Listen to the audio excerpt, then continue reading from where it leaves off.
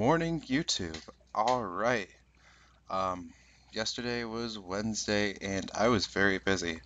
So much for spacing these out, right? Today I'm gonna try and get all the videos done that I can. So hopefully the Sultai seated booster, the Mardu seated booster, and the Timur seated booster, as well as at least one of LSV's two last reviews.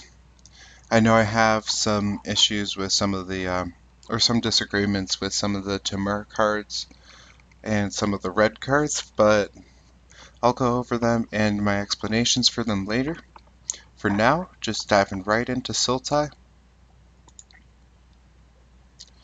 Alright, here's the seated booster. Ooh, cool. They have the promos up. So the promos, the Vizier, get the Ascendancy. Vizier is not that great, but Ascendancy is pretty dang good. Both I'm probably going to end up playing if I'm in this deck. Water Whirl's a nice card to pull. Bitter Revelation's good. Right's good. If we need this, we can play it. So Weave Fate's great. Throttle's good. And Dutiful Return makes it in some decks. So I'm counting 1, 2, 3, 4, 5, 6, 7, 7 really good quality cards in this pack. It should be noted that they're all on the slower end of things, but that's fine in sealed. And that's one of the strengths of Sultai, is just the fact that you're going to have a really, really great slow plan. So it's just a matter of filling in your early game. Alright, getting into all the steps. Sorting out all the unplayable cards. Siegecraft you would take out. I personally would take these out, however, up to you. But if we're talking what I would be doing when I break the seal pool down, I take these out. I take out the scheming.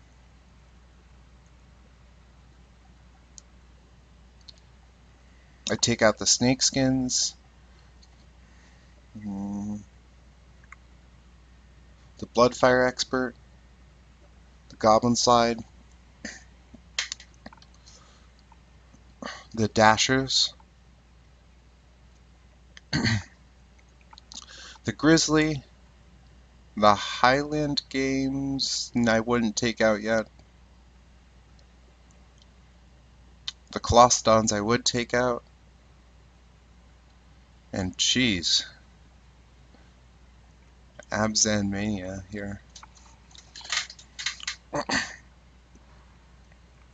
Lens of Clarity, Cranial Archives, and Briber's Purse I would take out at this point. Alright, so that's step one.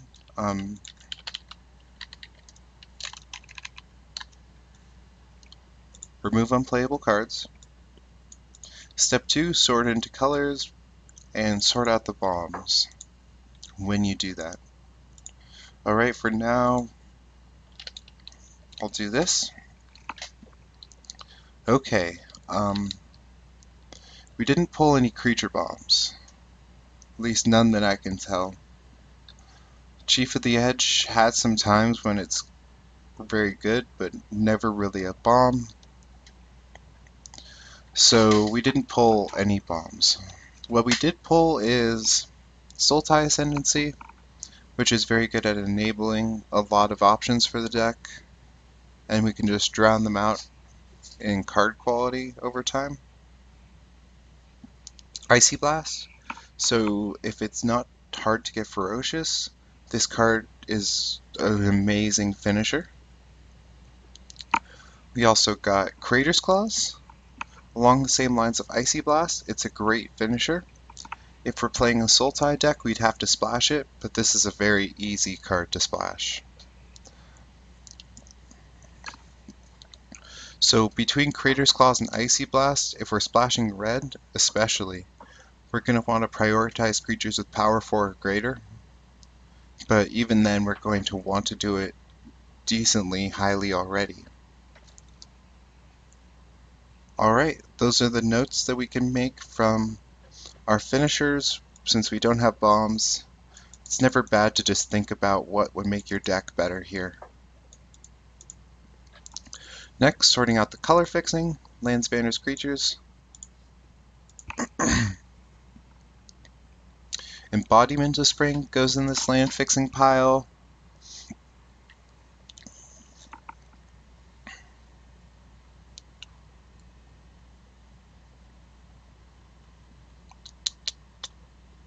Trail of Mystery, I suppose, could go in that pile. I'm not a big fan of this card, but if you have a lot of morph, maybe. Sultai Ascendancy isn't technically color fixing, but it helps you smooth your draws so that you won't have unplayable cards if you splash. So I wouldn't put this in the pile, but I would just note it as something that makes the splash a little easier. And next we have one of the gifts of this pool. We have 3 tri-lands. None of them are on the Sultai colors. However, black, green, blue.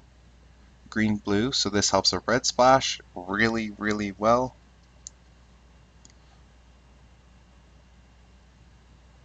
So this would help a red or a white splash decently well.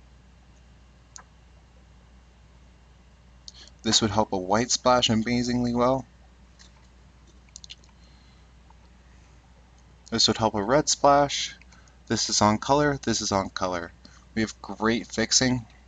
We're naturally more inclined to want to splash red over white because this, and this versus this and this. But we could splash either. This is a very off-color banner, so I'm probably not inclined to play it.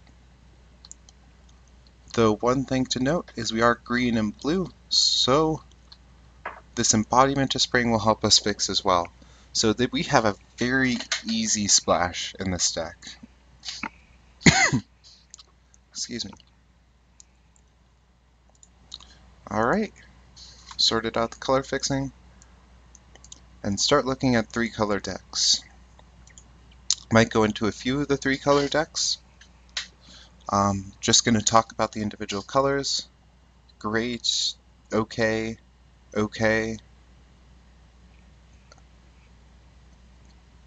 okay, okay, great, great, bad, okay.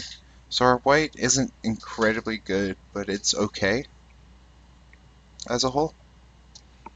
Blue, like it a decent bit, like it a lot, like it. In the right deck, I love these. And if we're sort of running like a Mystic deck, maybe that's just what we want. So like them I like them a lot, but it depends on our deck. Like it okay. Like it more if we're defensive and less if we're aggressive. Since if we're aggressive, they can pay 6 and save their guy as a blocker. And it just makes the card that's targeted by this really not able to attack for a very, very long time, but able to block if it needs to. Like it,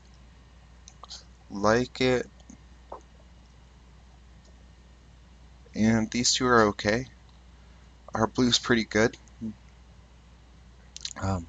Nothing to like say is amazing, but it's definitely a solid option. Black, like it. Probably not for this deck. Maybe. These are okay. This is good. These are pretty slow. This is pretty slow. This is good. This is good. Black is pretty decent as well. It's a little worse than blue, but not by much. Excuse me. Red. These guys are okay. This is good. This is great. This is pretty good. This is great. This is good.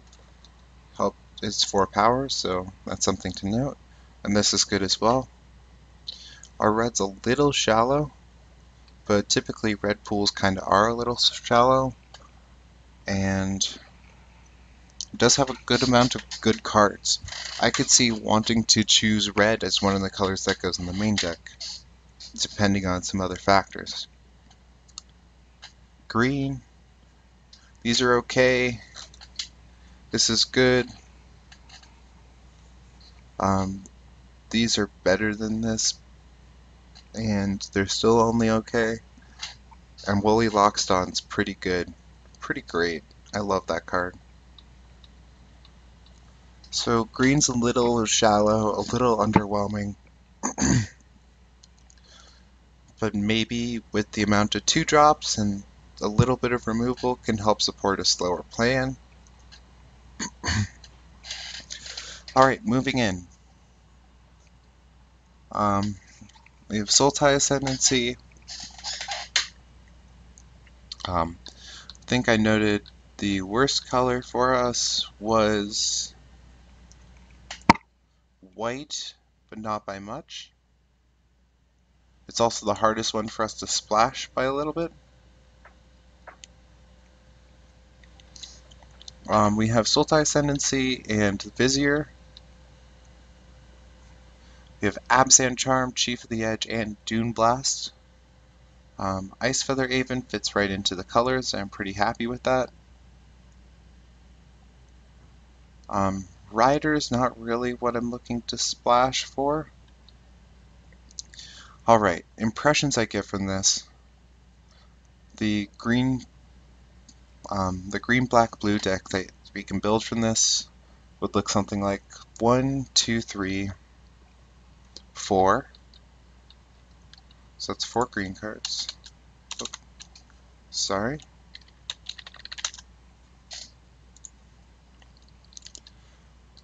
5, 6. Well, this guy gets a lot worse if we're not playing white, but he's still fine. 5, 6, 7, 8, 9, 10, 11. So that's 7 black cards that I'm happy to play. 1, 2, 3, 4, 5. Yeah, this deck's pretty slow, so 5, 6, 7, 7 cards that I'm happy playing in any deck. Going into multicolor. 1, 2, 3. That's 21 playables? Am I right about that? Alright, I wasn't including some things that I could include. Scout the Borders is an okay filler card. Swarm of Bloodflies is pretty slow, but might make it.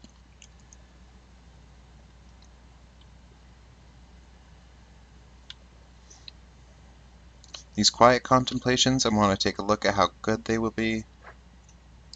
Not really a synergy here, but this works.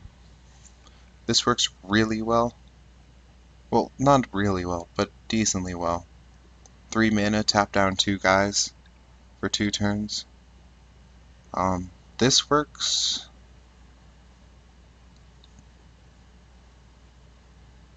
This is okay. This is okay. This works pretty well for a slow card, giving the upside of not taking too much damage. This is a little harder. but okay in the super late game. Same with this.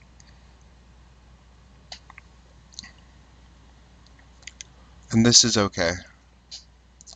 So these quiet contemplations aren't stellar, especially since we're a little slower. I wouldn't put them in for now, just because of our slow plan. Much better in an aggressive deck. So that means we can add maybe a cancel,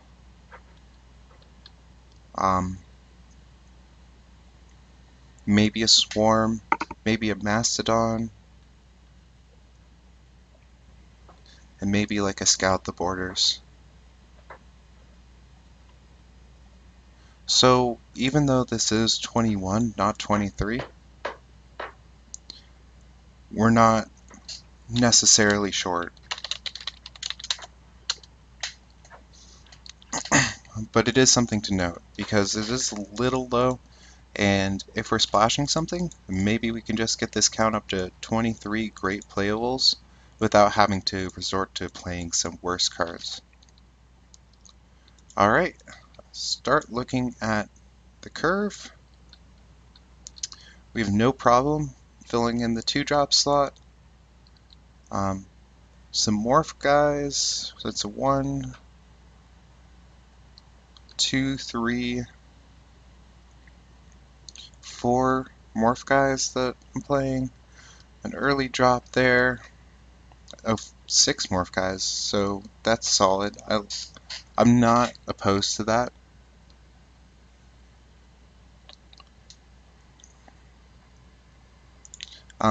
So good early end. Late end, we can start hard casting these things. We can play Icy Blast to tap all their creatures and start killing them. We can play Rite of the Serpent and Throttle as removal, and Swarm, if it makes the cut, will start getting out of hand. Our green isn't really set up for later on, but we do have Woolly Lockstone, which is a stellar card. And Ice Feather Aven should be very good in the early and decently set up for later on. Sultai Ascendancy will be great as the game goes on. Alright, I kind of went over some things just past that. Strengths and weaknesses of the deck, can it pass the Mardu test? I was talking about just how many options we have for playing low-cost creatures. Cards like Bitter Revelation that are just really slow can get sided out against them, and Swiftwing, which would normally be a mediocre card, could be a player in that matchup. If they have a lot of tokens, if they're running a token deck, this card could be very good. Haruspex can do some work. Embodiment will do a lot of work in those aggressive games. And Singing Bellstrike will as well. We have a good amount of morph guys, so we can play early on and deal with token decks really well. And we can probably deal with most Mardu decks. Not all of them, but most of them. So, decent check. Not perfect. Mardu test. How good is the late game? Alright, I'll do the same thing I do for all these. 1, 2, I'm just counting up the good cards in the late game. 1, 2, 3, 4, 5, 6, 7, 8. For now, I'm not counting these swarms as making it in. 9,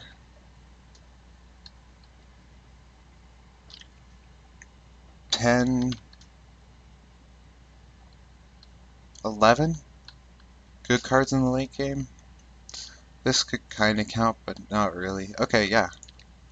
11, pretty great cards in the late game. We are set.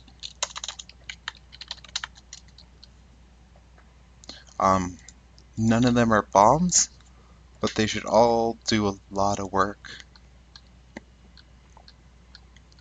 against decks that aren't insane in the late game. So we're great in the late game. We're good in the late game. Just, if we had bombs, this would be great in the late game, but we don't. So that's a little upsetting. Okay, next up. Do we have unconditional removal or ways to deal with bombs, and how many?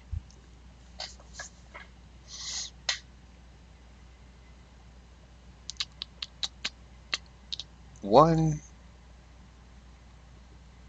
Kinda, so I'll count that as half. It deals with some things, but not all things. Same with this. So 2 ways to deal with bombs. That's low.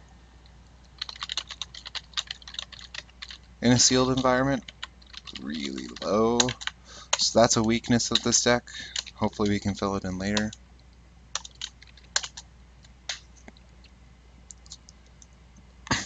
Do we have bombs? Are we playing all the bombs we can play? 0 and yes. Sometimes it just works out this way, and it's a little disappointing, but you gotta make do with what you got, right? This is why I asked the second part of the question too, because we have 0 bombs, but we can't do anything to play more. Next, starting looking at splash colors. Going back to the fixing, I was talking about we have a more supported red splash than a white splash. In addition, I was talking about some of the cards that could be splashed, and Crater's Claws is definitely the card of note here. Want to splash this. Actually considering splashing Burn Away, because the options are Burn Away or playing like a Swarm of Bloodflies or an, how are we playing that? Swarm of Bloodflies or like something not that great. And at 5 mana for the removal at instant speed, this could be pretty nice. It helps us in our Sultai on Sultai matchup as well if they're playing a Devoted Delve deck. I like it more than Bring Low on the splash, just because I think splash colors that are more expensive are more likely to get you extra value than splash colors that are cheaper and meant to do something earlier on. As the game goes on, you're more likely to get this extra color. So I would say I would splash these 2 cards. Let me just make sure there's no red cards that I'm particularly in love with. Yeah, this would be my choice. It would give another finisher, as well as a solid removal option, which I think is nice to have on splash. The other option is splashing white, probably for Dune Blast and Azban Charm. So that would be like similar in the way that we're getting removal and we're getting a great card to play later on. This one doesn't close out a game, it just really sets you ahead, versus this one which can close out a game. So I prefer the red splash, especially since I was saying we're more supported for it. But if we didn't have these lanes, if we just had white splash colors, white splash lands and banners or whatever, it would be wrong to splash red if we just didn't have the support for it, and we did have support for white, especially since we do have decent options for splashing white. So I would say that we have a good amount of support for red. We're getting not a bomb, but a finisher for splashing. In addition, we're getting a piece of really good expensive removal for splashing. So that's step 5.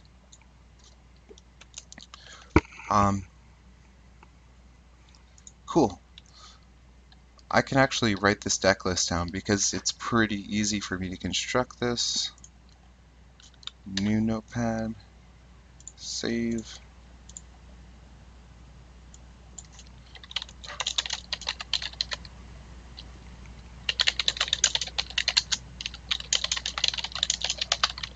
So just bear with me.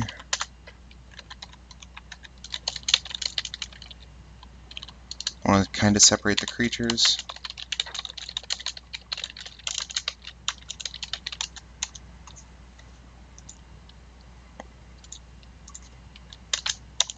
You know, I was talking about it a lot as I was going over the deck, and I'm debating this. Debating just how aggressive this deck is. Though I still like singing Bellstrike, it feels like, excuse me, a lot of decks are going to be faster than this one. And later on, we just want to keep dropping lands, so play Icy Blast or Crater's Claws and just kill them. So yeah, I do support singing Bellstrike. I think being defensive isn't the wrong choice here.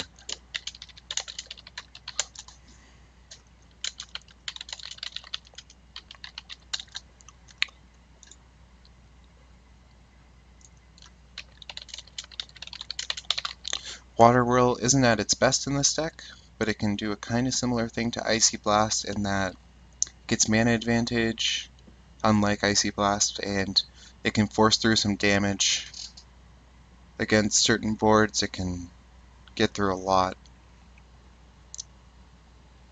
It's going to take them a long time to make this up.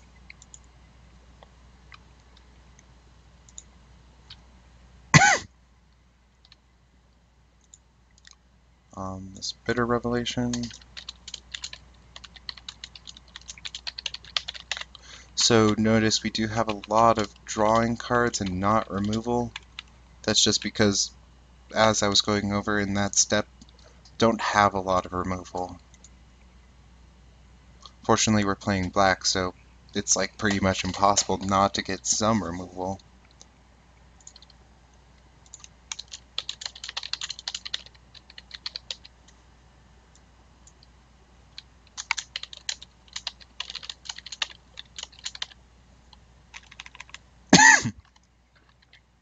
This cough is getting pretty annoying.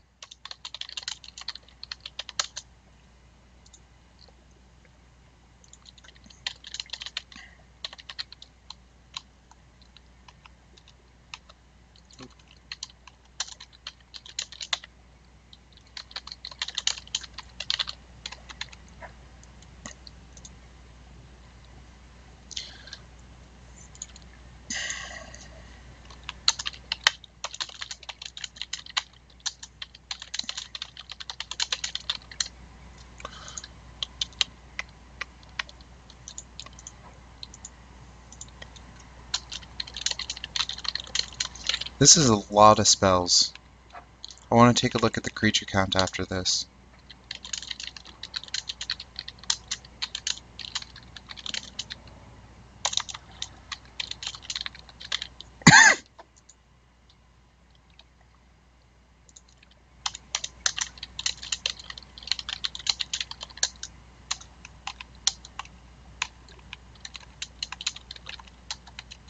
Maybe separate these out.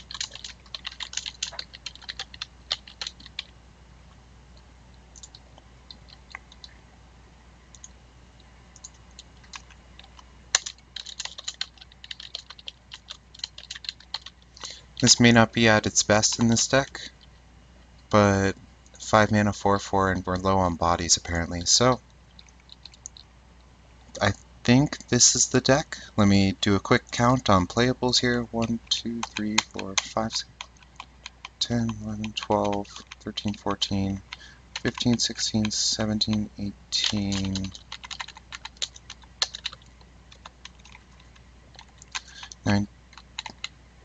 19, 20, 21, 22, 23. Alright, this is the deck.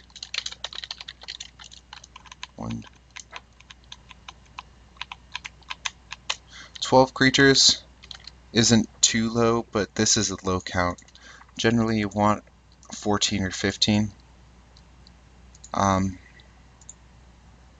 So at this point I would go through my pool again, see if there are any creatures that I left out that might make the cut. Not really. Nothing I really left out is something that almost made it in. So I'm just going to have to remember that my deck will have a slighter vulnerability to high removal decks, since losing creatures means that I'm less likely to get more creatures to replace them. It will also have a slight vulnerability to trading. If I need to trade off early, it's not really what I want to be doing with this deck. Each creature is more valuable than it normally would be. For these reasons, I could see putting in a swarm, and I might test that out in a second. Maybe a Highland game.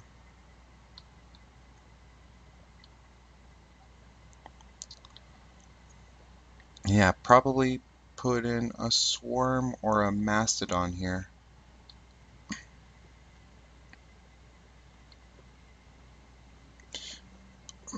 I think it's got to be swarm. Okay.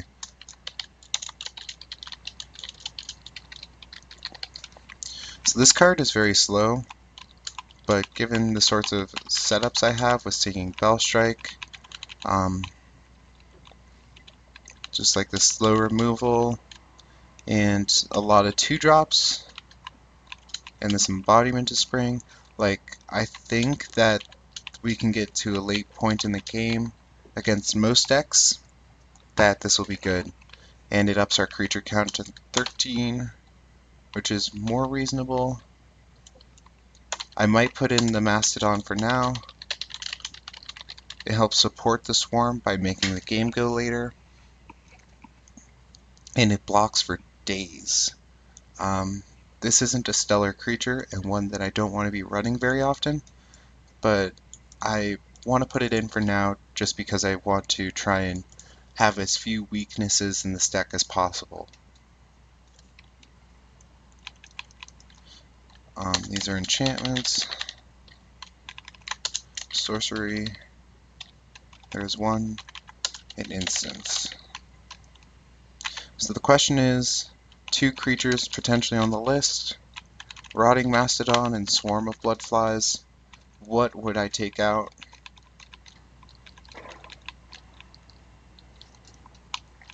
Not Savage Punch, I think. Yeah. We have a couple ways to get the Ferocious trigger, and this is 2 mana, fight a creature. It can deal with a lot of things that we needed to at a very low cost. Burn Away might not make it, simply because it's on the splash color, even though it's a higher quality than some of these cards. It gets cast less often.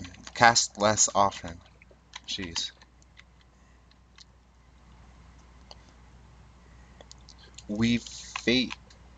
Yeah, it's gonna make it. Singing Bell Strikes on the block.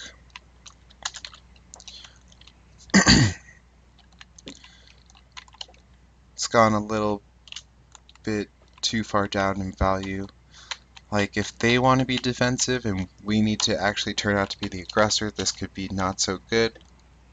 And with cards, big tempo cards like Icy Blast and Crater's Claws, there are some situations where I can see needing to turn that on, and this is just going to do nothing but set us back if we need to do that.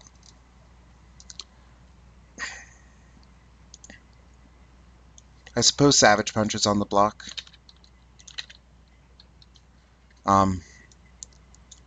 In terms of good cards with it, we have 1,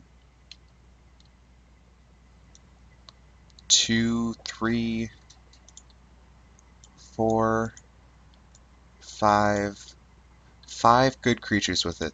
That's like about a third of our creatures. Assuming we have 2 creatures on the board, this isn't good. Like, I'm not really a statistics guy. I can be if I really take the time to devote figuring out the math of this, but I would say about 50% of the time, the boards with these creatures aren't going to be great at fighting. So this isn't stellar in this deck.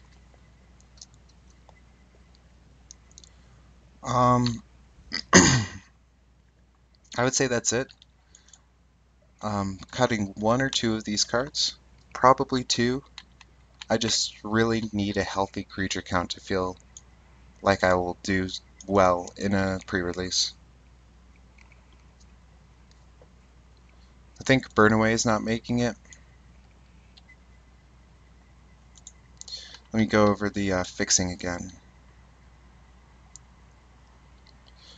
Yeah, it's just not a card I'm excited to splash. However, it does deal with bombs. A lot more bombs than like Throttle does. So this could be important.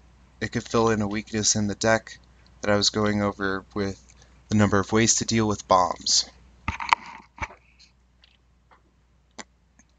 So I think I'm going to put it back in. These two cards are not at their best in this deck, and I think I'm going to cut them. I might get a little bit of rap for cutting a Savage Punch. However, I went over my creatures, and this is just not exciting in the deck. So I'd rather up my creature count than have these cards. Make my deck less vulnerable to removal, make my deck able to fight the aggressive decks a little better, and give this guy in the late game. This deck is about a 5 out of 10. This is nowhere near the comparison of the Abzan or the Jeskai pools I opened. It has no bombs, and a lot of it relies on cards like Woolly Loxodon and Glacial Stalker to get like card advantage out of surprising them. Relies on a little bit on Mystic to get through a lot of damage. It's kind of like a tertiary way to win. Sultai Ascendancy can sometimes drown them out, but we're really not digging to bombs, and we don't have a tremendous amount of removal, so this digging isn't as high quality in our deck as it is in some other decks. We have a good amount of card draw between Bitter Revelation and Weave Fate. However, what are we drawing to? We don't have bombs. The key ways, the primary way we're going to win games is with Icy Blast. We're going to tap down their guys.